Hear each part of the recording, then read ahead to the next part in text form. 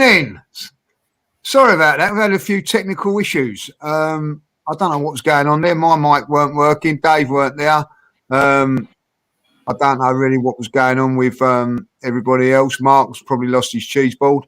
And I don't know what's happened with Nigel. But we've got Daniel. Daniel's about. Is it you about, Daniel? Yeah, Daniel's here. I can see Daniel. We're all about. Yeah, I'm here. I'm here.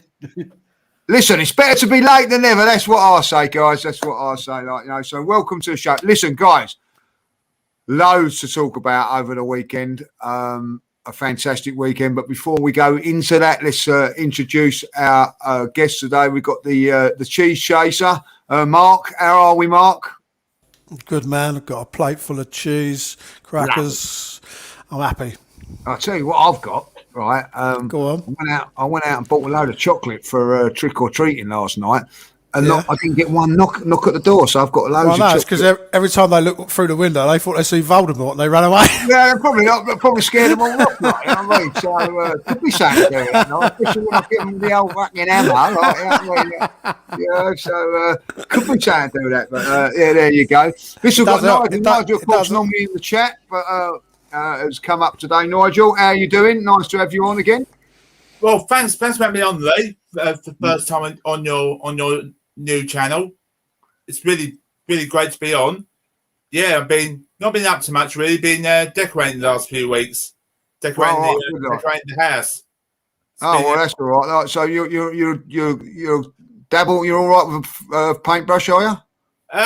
Well, it's actually my brother that does it really, because I have problems with the with me balance, so my brother helps me. So my brother helps around the house. Get up on the old schooling, that's what I'll say to that. Daniel, how are you, my man? I'm good, Lee. I'm good. Thanks for having me on again. No worries. Thanks for coming in last minute, so I do appreciate that, And before we get going, already a super chat coming in. Top 4 is an absolute priority now. This is from Mr. Crawl. I'm going to say his name now. I can't say that first name. Does anybody help me out with that one? That's a difficult one, isn't it? Shatiana. Fantastic name, by the way. So top 4 is an absolute priority now. Good performance, but need consistency. Newcastle going for it. Emery. Spurs might get Conte.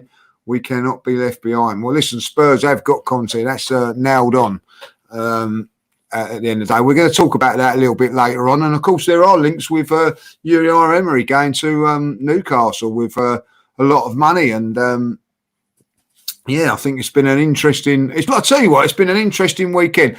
Let's get into the facts of it. What a weekend it was, and it started off with the mighty Arsenal going to Leicester, and I think personally producing the best half of football I've seen for a very, very long while away from home. I couldn't fault that any shape or form. The way we started, the way we played it, the way we run a mock in that first half. And also, let's be honest, Leicester have been in good form. They've taken on Man United and beaten them in their last home game. I thought it was fantastic. Mark, I'll start off with you. What's your thoughts about that? And generally, the whole game, I thought it was fantastic. Fantastic 3 points. Yeah, well, first of all, start off by applauding you guys, the travelling army. You know what I mean? The way you supported the club, stayed behind and thanked them for their efforts and outsung the Leicester fans throughout. So well done you guys, really, for doing that. Brother-in-law was there, obviously, with the father-in-law. Yeah, Dan was there. I didn't go, so I can't take the credit for that. But it's one of the very few games you don't go to, Lee. So don't beat yourself up. But by all accounts, it was a credit to the club. Yeah, and as was the performance. We are starting to look like a very hard side to beat, which is, as football connoisseurs, which we claim to be. That's where you start, isn't it?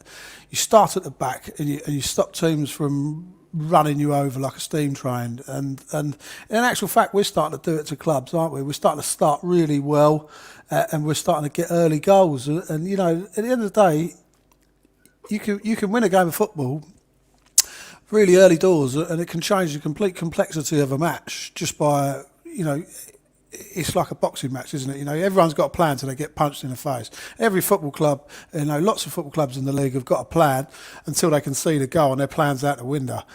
So get a good, nice early goal, and it makes teams rethink what they had planned before they come out. And we are hard to beat now. We've got a back line which is hard to break down. We've got a goalkeeper who I don't think there's any more superlatives can be thrown at him. We must be careful because how the mighty fall and stuff like that. He's a good lad. He's still only 23. He's got a long way to go before he's up there. Do you know what I mean? But he's certainly heading in the right way.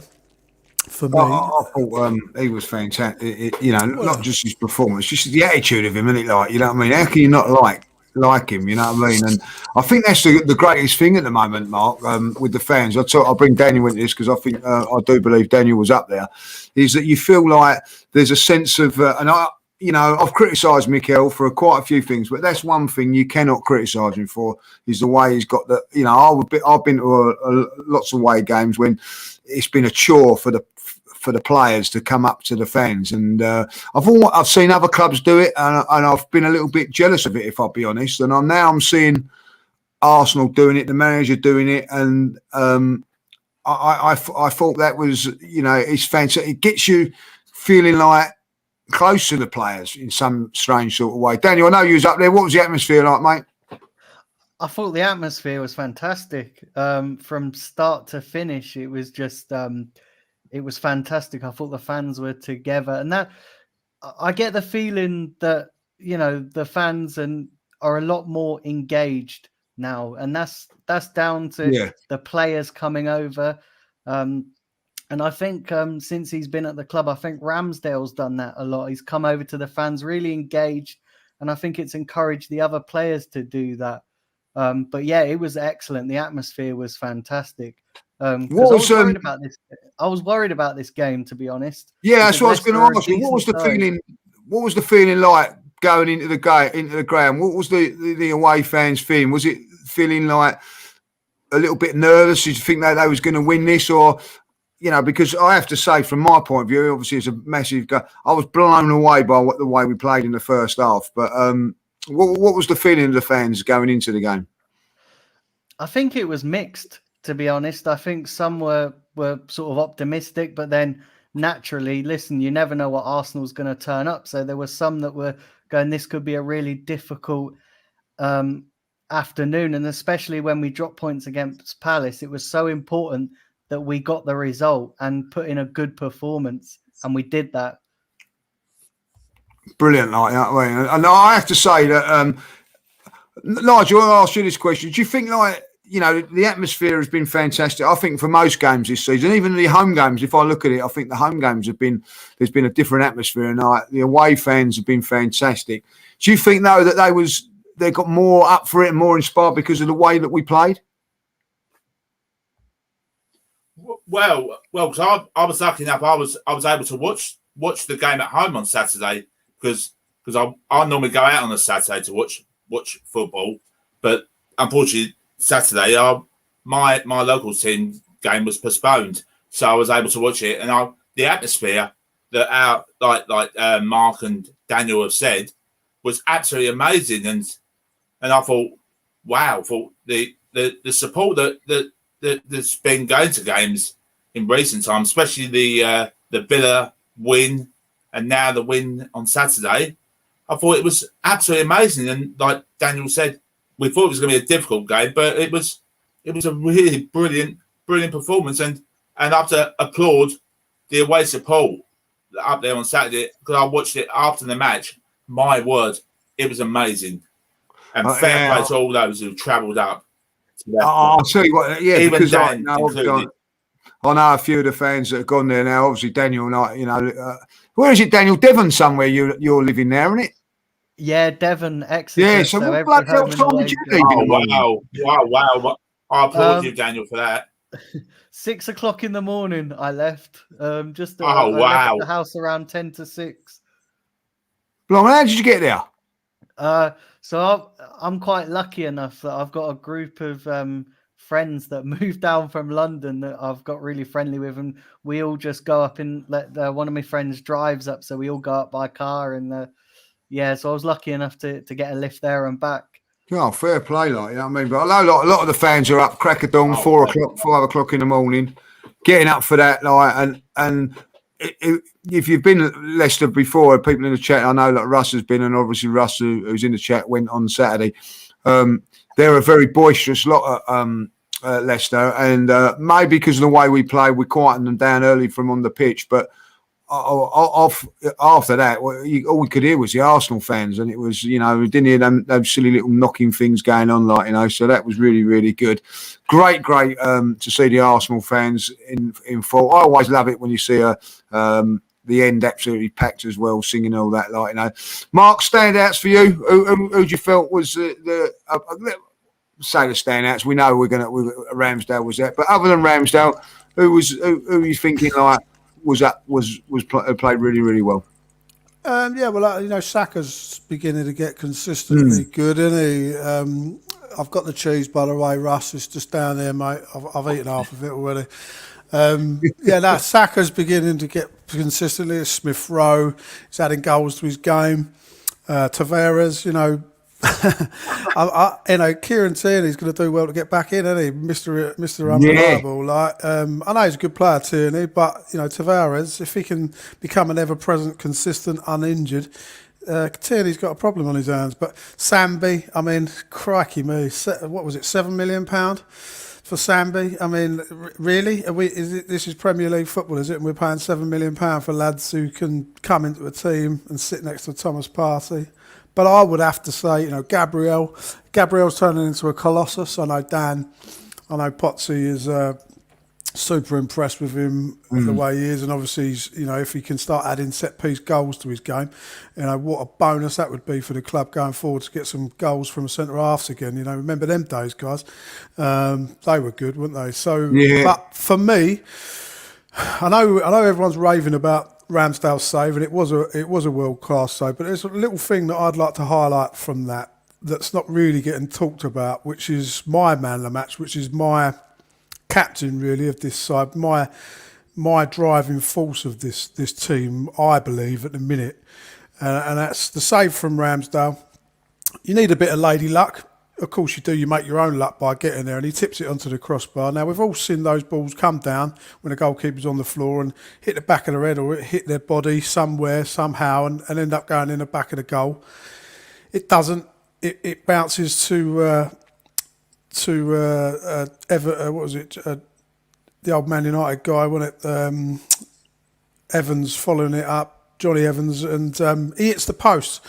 It doesn't save it, Ramsdale. It hits the post, and then it hits Ramsdale, and it nearly goes in again. And who's there mopping it up? Thomas Partey, the first to react, covering the lines, in there, stiffing around, picking up the loose balls. He, for me, is the key to our success this season. Keep Thomas Partey fit, we'll do very, very well. I'll tell you what, talking about Thomas Partey, set up that second, I think it was the second goal, he just... Madison just give the ball away. It just went to him.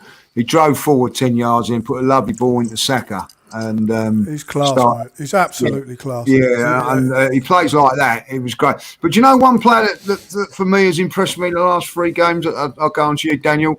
I think that he's starting to get better and better now, and that's Mr. Benjamin White. I thought he had a very, very good game again. What's your thoughts on him, Daniel? Yeah, I thought he played really well. It was hard.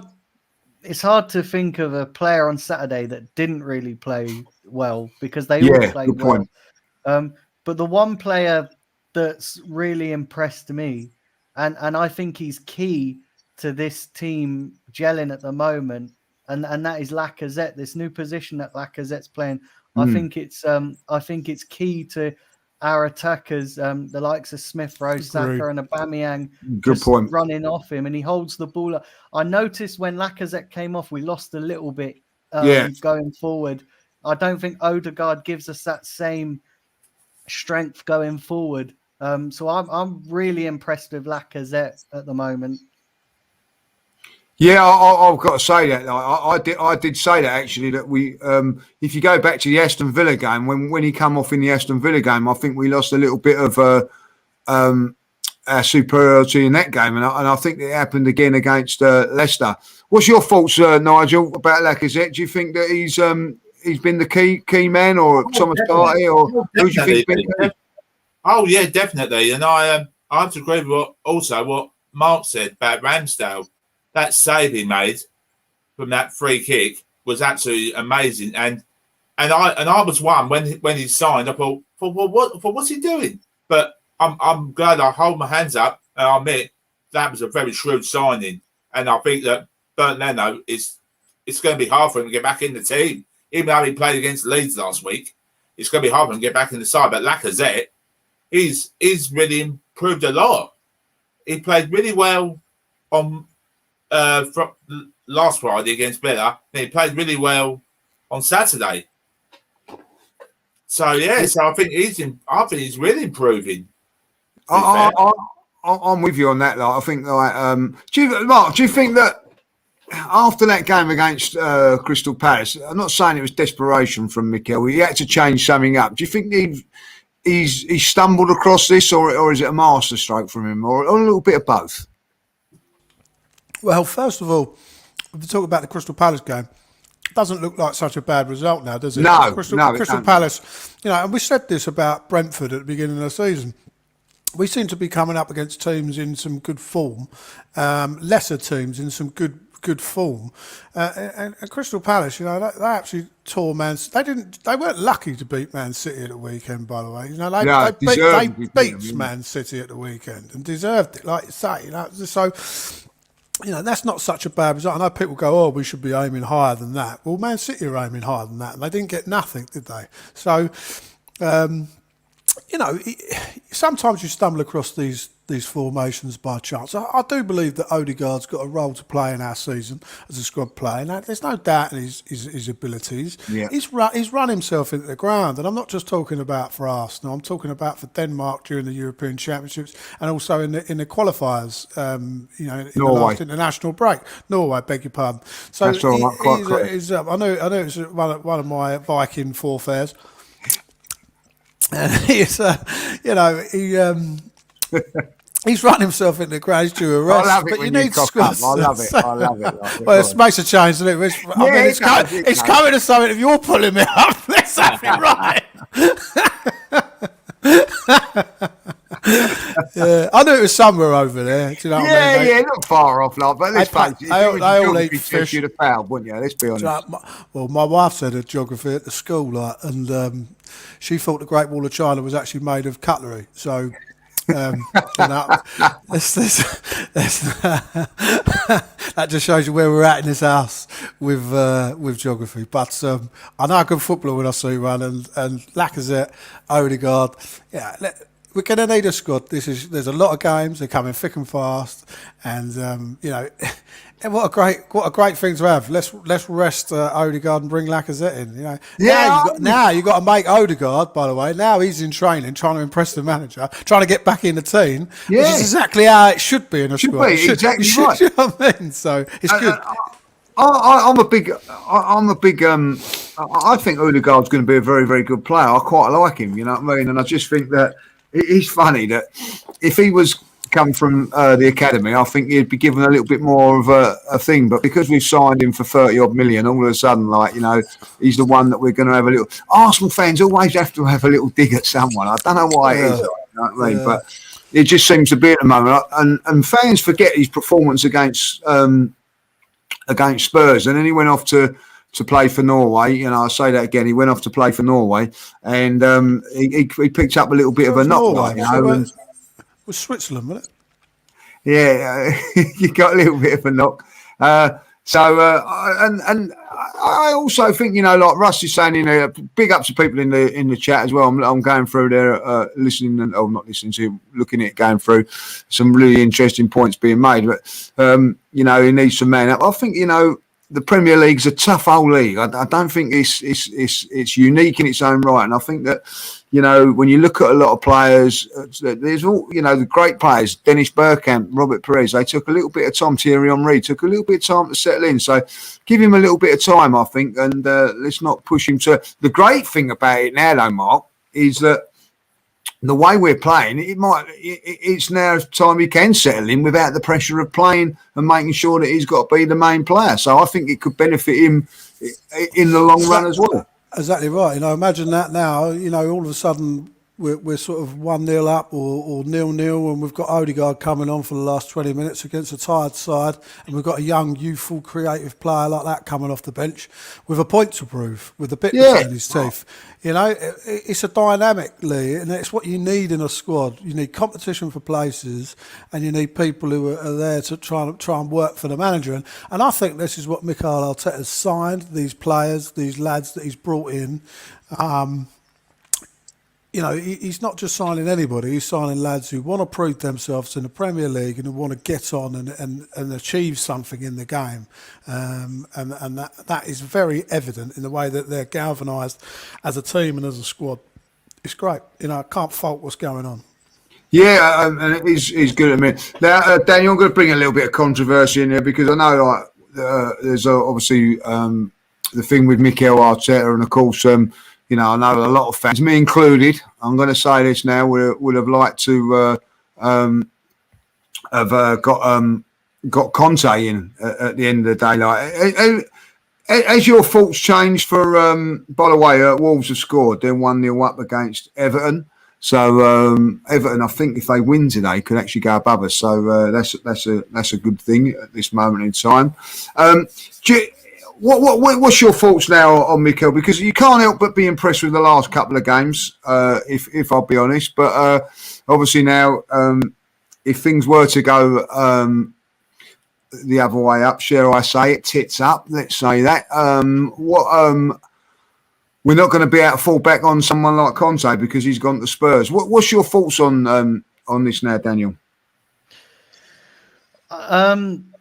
So my thoughts are still the same. I've got to be honest. Like, I am impressed with the way things are going, but for me, I want to see this consistently over 10 or 15 games before maybe my opinion changes. And the reason for that is purely we've been here before, haven't we? We've had a good couple of results and everybody's been on a massive high. And listen, it's fantastic that what we're seeing is fantastic. But let's not get carried away. Let's see what happens, see where we go, enjoy where we are right now, but let's not make any snap decisions because, like I said, we've been here before. We've had a good couple of results, then we've gone back and then listen, we've had a bit of a reality check. And let's not forget, after the Watford game, we've got a very big reality check coming up away at Anfield. So we have to just be a little bit cautious. Listen, the team are playing great. We know there's going to be bumps in the road, but we just have to be a little bit cautious on how we sort of not overhype what we're doing at the moment because it's a young team. I think we've got the youngest team in the Premier League. They're gelling. They're doing the right things, but it only takes one bad result to upset all of that. Yeah, I agree, Nigel. But you can't be. I can't say that you can't be impressed. I like what Mikel come out and said afterwards. What's your thoughts on that? He turned around and said, "Look, we haven't done anything yet. We've only won a couple of games. We're nowhere near we want to be." That's the sort of things that you do want to hear from your coach. Yeah, I totally agree. I totally agree that, Lee, and especially around the next few games we've got coming up right until the start of December. Watford at home, Liverpool away, Newcastle at home. And then Manchester United away. If we could get at least, I think if we can get at least 7 or 8 points from them 4, I wouldn't be too down eyed with that. And I think that's good. I bet that's good for Mikel with what he said after the game. So keeping our feet on the ground instead of saying, we're doing well, but it's just sort of keeping their feet on the ground just in case if things go the other way and we slip up against Watford on Sunday and then it's back to square one again. Yeah, exactly. Mark, what's your thoughts on that? Obviously, we've got to beat Watford. I think that we will. I think that that'll be that. Then we've obviously got the international break. Going into that Liverpool game, what would be your expectations of that? not to get trounced. I mean, in all honesty, they're in a different stratosphere. You know, Looks vulnerable against Brighton, Mark, towards the end. I yeah, thought they have. The thing is, Lee, is that they are probably not playing at their very, very, very best, and they're still winning games, and they're still second in the league. They're still undefeated. Is it them that are undefeated, or is it Chelsea? No, they're undefeated. Yeah, they're undefeated. Yeah. So they're undefeated. You know what I mean? So you can say they look vulnerable, but they're still grinding out performances and beating whatever's in front of them. So you know yeah, if we can go up there and put in a solid performance and work well as a team and get something out of the game, that would be amazing. But to come away with some respect and something to build on would be even better. I agree with Nigel. In fact, I would go so far as to say if we get 7 or 8 points out of these 4 games, that would be unbelievable. Yeah, that would be great. Wolves are 2-0 up, by the way, now. Gone 2-0 up. That's good. And I think I would like to say, and I'd just like to chuck this out there while we're talking about managers. Bring it. What's your thoughts Daniel's on quite it? right. Is that... Although we're sort of saying in trusting this process and we're saying about Mikel Arteta, and I think everyone's kind of getting a little bit confused about what we mean as followers, supporters of Mikel Arteta and this process. Okay, so this process is what it is an upgrade, a step-by-step incremental rise in our levels, in our team going forward. What I'm saying is we were so bad towards the end of the Wenger years. Our squad was so bloated in some areas, and it was so lopsided in other areas. We had a massive squad rebuilding, restructuring job to do, and Mikel Arteta, like it or not, with him and Edu, what they're doing is remoulding this squad. Now, the days of seeing a manager run a football club from top to bottom for 20 years are gone. You will never see Arsene Wenger or Alex Ferguson's style management in this league again, because it's owned now by foreign ownership predominantly, and in the foreign leagues and on the continent, it's not the way. You know, the way is you get a maximum of 3 or 4 years to implement your ideas, and if you do not succeed, you will be gone. Mikel Arteta is in his 2nd full season, and he is showing great signs of improvement. If he doesn't get European football again this year, I strongly believe he'll be gone, because the board will say, I'm sorry, mate, you've been back to the hill, you've had your players, predominantly this is your squad, and you will be gone. And I, as a football fan, as an Arsenal fan, will accept that, but I cannot accept it until it's at the end of the process, which is this season, as the objective. Whilst we're still with a chance of meeting our objectives, which is improvement from being abysmal, he is. But asking me, is he going to be the man to lead us back to the league title? I'm not so sure he is. But what he is going to be is the man who builds our squad that the likes of your Antonio Conte's, well, not now because he sold his soul down the river, but that level of manager or a Ten Hag or somebody like that will look at our squad and say, there's a squad, I think, just with a couple of tweaks that can challenge for the league. So he's just about improving. Is he Mr. Forever? No. But is he Mr. Right now? Absolutely, for me.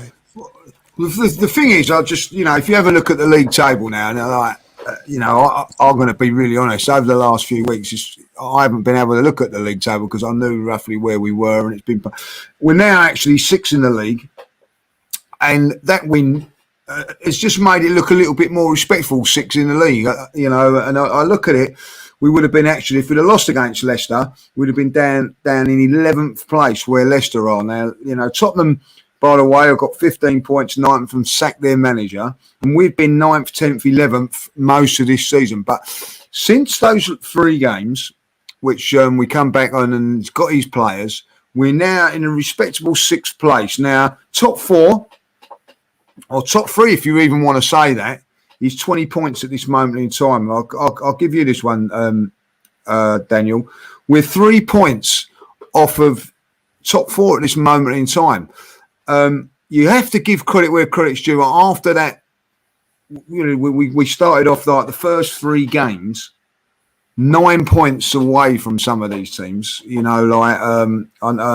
points. When Manchester City beat us, they went 6 points in front of us. Manchester United, I think, were 9.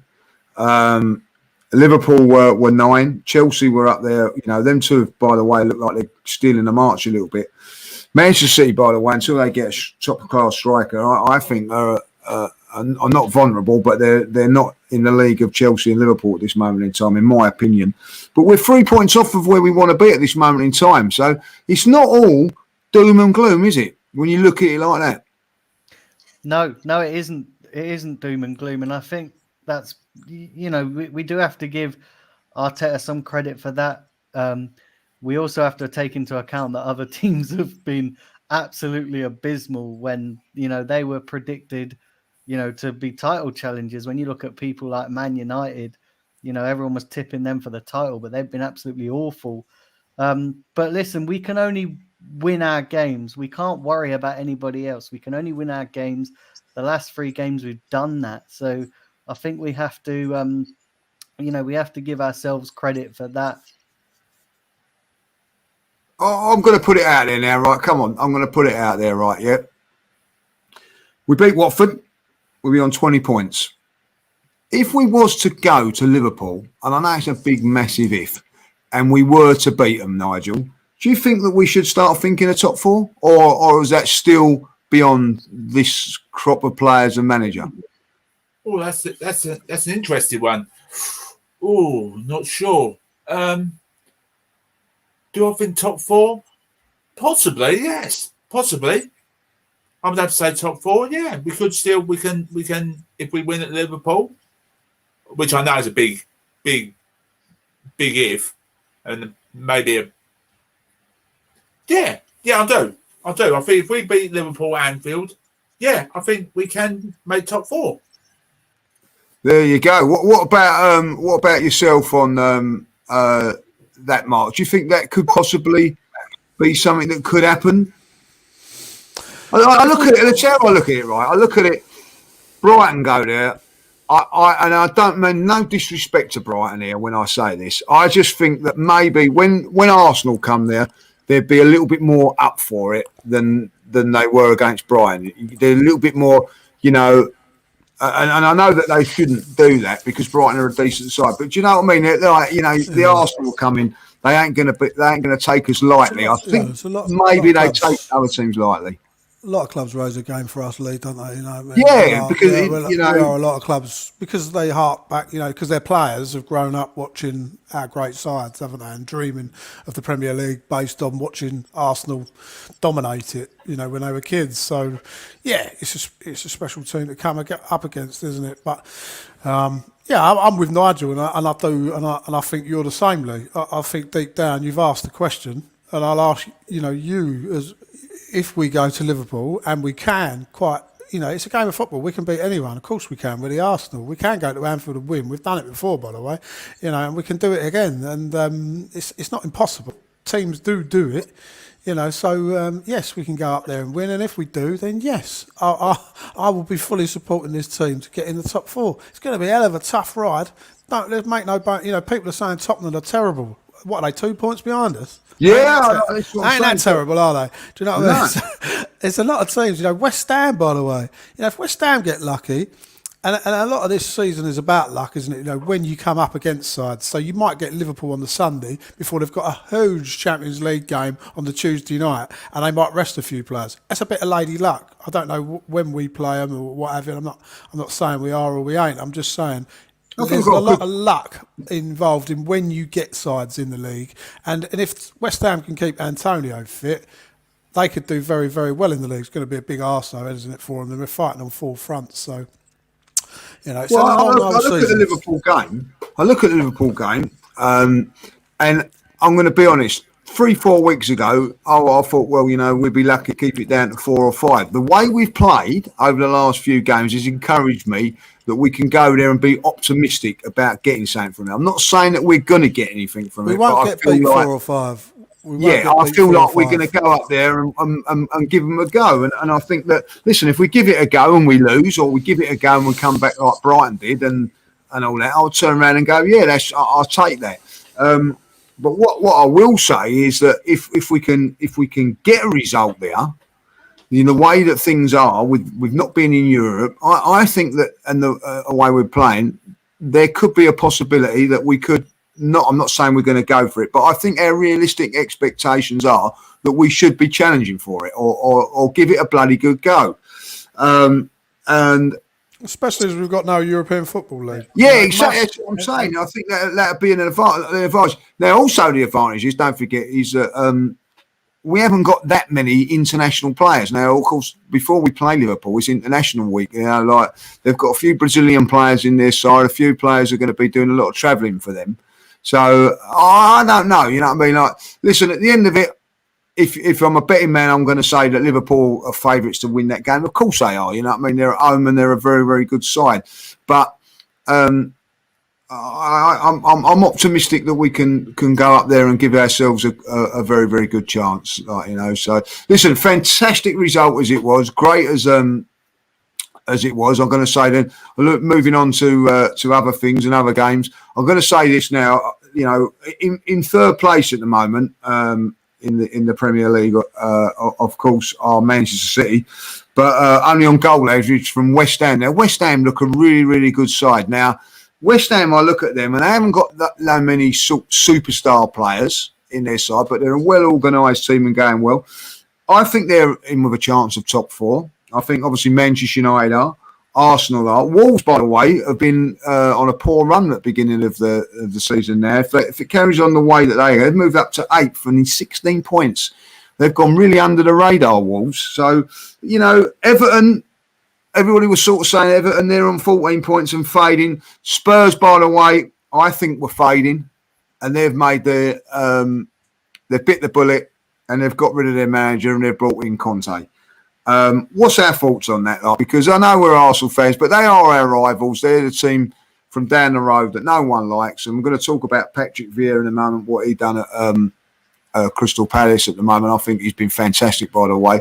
But what's our thoughts on the Spurs thing? I'll go with you first, Nigel. What are you worried? Are you thinking like this is a good move for them? You know, I honestly think, my personal feeling is just like, I thought for the first time after watching them against Man United, I thought, there's no doubt that we were going to get above them this season. Now, I think goalposts have changed. The game changer, bringing him in. What's your thoughts? Yeah, I have to totally agree with you, Lee. And I've just saw a notification come up. It looks like that he's going to be appointed tomorrow, Conte. And I think that'd be a great fit for him because I was watching something this morning about what he did at Chelsea when they lost to us, and he changed the formation, and it worked out for them, and they went on to win the title. I'm not saying that Spurs are going to win the title, no, not by any shadow, not by any imagination. But if he can sort of change their style, and it could fit, and then they could improve. They could still finish above us. Which I would hate so much to see them finish above us again. Mark, what's your thoughts on this? Well, I don't know. It doesn't worry me. I still believe that we finish above them. I'll be honest. Yes, it's going to improve them because Nuno, he obviously lost that dressing room, whether he ever had it. But I'll be honest with you. All I see is a bunch of prima donna bottle jobs down the road, and a load of children sulking. They were one of the best teams in the country. They were one of the best teams in Europe, very nearly the best team in Europe, but they fluffed it. And they have not got over it. And they are a bunch of bottle jobs. And I don't care who you put in charge of that football club, they will bottle it. They will not stand up as men. They will not be accountable. And they are doomed for a lifetime of failure, and it will all come crashing down on Daniel Levy. His neck is on the block, and what he's done is try and tighten the purse strings and not go and get the man he should have. When we slag our board off, you should go and get Benitez, you should go and get Conte, you should go and get this, you should go and get the other. Well, there's Benitez at Everton. Diabolical. They play absolutely atrocious football, and they can't even keep clean sheets. And you look at Antonio Conte, he is not going to last 5 minutes in that job. Those lads, those prima donnas, you know, you're going to get a handful of those lads are going to turn up for him. and the rest of them he's going to fall out with and ostracise. It's a fantasy. It's a desperation plea. I'll tell you now, what has changed between the summer and now to make Antonio Conte take that job? I'll tell you what's changed. £8 million a year has turned into £15 million a year. That's what's changed. Nothing else has changed. In fact, they're in a worse position now than what they was before before the season started. You know, half their squad is a shadow of its former self. You know, Lloris is getting worse and worse by the minute. The defence is creaking like an old stage door. Dele Alli's missing. You know, he's missing in action. You know, Højbjerg, people rant and rave about Højbjerg. He's a bang average centre midfielder. Would he get in our team over Granit Xhaka, Sambi and Thomas Partey? I don't think he would, to be perfectly honest with you. And you know, that Song... The best thing they've done this year, Tottenham, is tie that lad down to a new contract. And how they've managed to convince him, I'll never know. They must have, they must have lied to him through his interpreter. They must have got the wrong interpreter in to tell him what was going on in this meeting, because they have told him a load of old tosh, haven't they? He's put pen on paper, a 4-year contract. He could have gone to any football club in the world, that lad, and he still could. And I think Man City are chasing after the wrong player, if I'm honest. But, you know, the way Harry Kane's carrying himself, I mean, like, he don't even come out and do the interviews anymore because he's embarrassed. Well, he's embarrassed about how he's playing. I don't think it changes a thing for me. The thing is, I think that they will. I think that the first thing the manager will do is say, right, let's sell Harry Kane and give me some money to go and get players that I want. And it'd be interesting to see what they do. The one thing I will say about this, Daniel, is that I know a few Spurs fans and whatever, like, they was as down as anything on Sunday, really doom and gloom. But the news come out that that they was getting contact. They're a little bit cockroach. They've changed a little bit now. Like, you know, do you see this ending well for them, or do you along with the Mark, there's going to be a failure? Honestly, I'm not worried in the slightest. Absolutely not worried in the slightest, and I'll tell you why. Conte, if Conte wanted to go there to win stuff, he would have gone there in the summer. What's changed? I'll tell you what's changed. He has looked at this team, looked at Tottenham and thought, you know what? I need to get back in the Premier League. I need to get back because Man United are waiting in the wings. If I get back and try and do well with Tottenham, because he knows that Levy isn't going to give him the money. Daniel Levy is not going to give him a single penny. He's not done it for Mourinho. He didn't do it for the other managers. He ain't going to do it for Conte. They are going to butt heads like no tomorrow. And I can tell you it now, it's not going to end well. So he's looked at it and thought, if I do well with Spurs, he knows that Man United and Ole Gunnar Solskjaer relationships hanging by a thread. I can guarantee you he's not going to see out that 18-month contract. He's going to end up at United. I think it's a perfect game plan by Conte, because if Daniel Levy doesn't give him what he wants, which is well within the possibility, he's just going to walk away. And I guarantee you he's going to end up at United. I think this is a springboard. I think this is a springboard. Do you reckon he's got a release clause down in his contract? I'll sign an 18-month deal, but if Man United come knocking, I'm gone.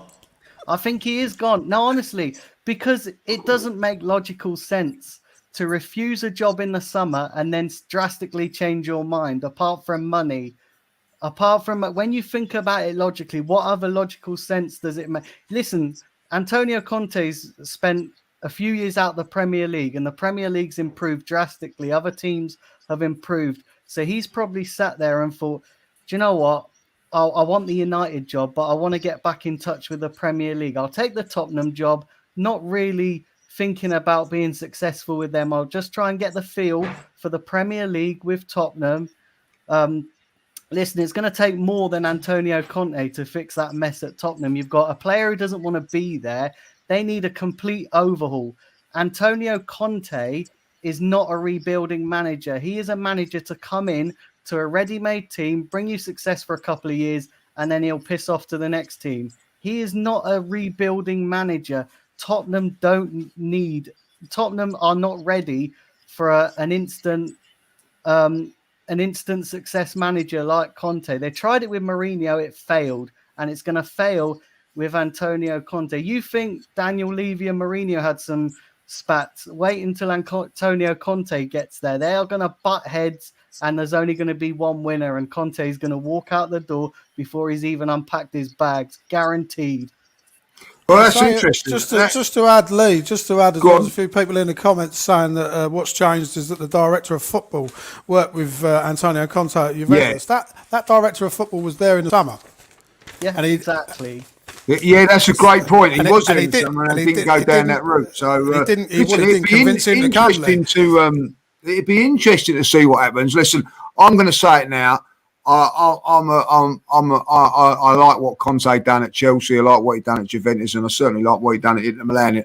I think he's a manager that that's impressed me. But now he means nothing to me. Now he's gone and chose to go there. I agree with you, Mark. I think there is, a definite wage increase and whatever. And I also agree with what you're saying there, Daniel. He needs to get back in the Premier League, but I'm very, very surprised that he just didn't wait a little bit longer for Man United. Man United, whether Ollie's lucky or whatever. I thought, by the way, they were fantastic against Spurs, but they didn't have much to play against. But I can't see Ollie lasting much longer neither. And I thought that would have been the ideal fit. Do you think he could go to Spurs and then Man United lose their marriage and they could tap him? Do you think that could happen? Lee, I think that could absolutely happen. Lee, honestly, right? Let me tell you, right? It doesn't matter who Spurs bring in as manager, they're still going to be Spursy at the end of the day. You can't change that. No, that's fair enough. That is fair enough. And let me tell you this, Lee. Right? I can guarantee you, by February or March, and I may be wrong on this, and I hold my hands up if I am. He's going to be at Man United. He has got. Conte is sat there in the perfect position. Tottenham and Tottenham fans think they're in the perfect position. They ain't. They're an absolute shambles. They're a mess. Conte's going in there and he's going to mug them right off. Guaranteed.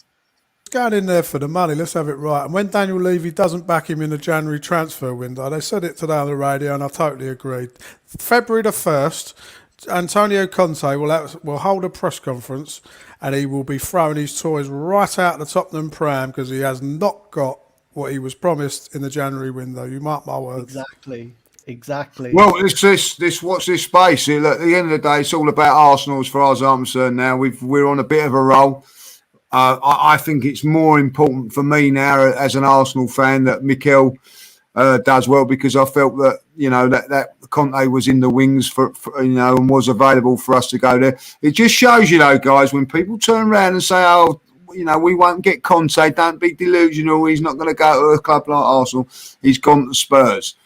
Money talks, and if Arsenal are in a position where they need a manager, they will get the manager that we deserve.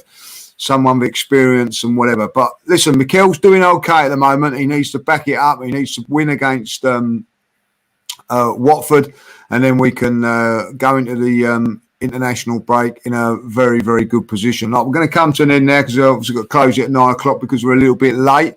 Listen, I'll tell you what, it's been a great chat at the end of the day. For 50 minutes, it's gone really, really quick. Listen, thank you very much, Daniel, for jumping on at the last minute for us. Much appreciated. Where can everybody get you and give us a shout out what you're doing? Yeah, no worries. Thanks, Lee. It's been a pleasure as always chatting with you guys. So yeah, you guys can follow me on Facebook, Twitter, and YouTube. It's quite simple, Daniel Bailey TV. So yeah, do check out all my socials. I haven't got much planned this week actually because I've got an incredible busy week. I've got as you know, Lee, I've joined that Arsenal advisory board and I got the first meeting with the owners of the club on Thursday. So yeah, I've actually going to be a little bit busy this week. Brilliant. Is that a Zoom meeting or do you go down there personally? I'll go down there in person. It's a meeting at Highbury House up there in the boardroom. So, fantastic. Well, let us know how that goes. Well done, you know what I mean? So, brilliant. Definitely. And well done for doing that. So, follow Daniel, and listen, you could get some boardroom exclusives, I would say, like afterwards. So like, that's something to be good. Like Nigel, thanks for joining us. Obviously, like Nigel, you do the chat and everything like that. And thanks for coming and jumping on. We have you on every now and then. It's a real pleasure, Lee. Real pleasure. It's great being on with you again. Lovely, no worries, like, you know what I mean. And Mark, always a pleasure. Love having a chat with you, mate, as you well know. And thanks for coming on. Where can everybody get the cheesemaker? Where can they get you? I'll be in Denmark if anybody needs me. Yeah, following Martin Odegaard. Yeah, following Martin Odegaard in Denmark. Over land and sea. Well done, Denmark. Hey? Yeah, Saturday I'm up in I'm gonna be up in London on Saturday. Oh, where are you going?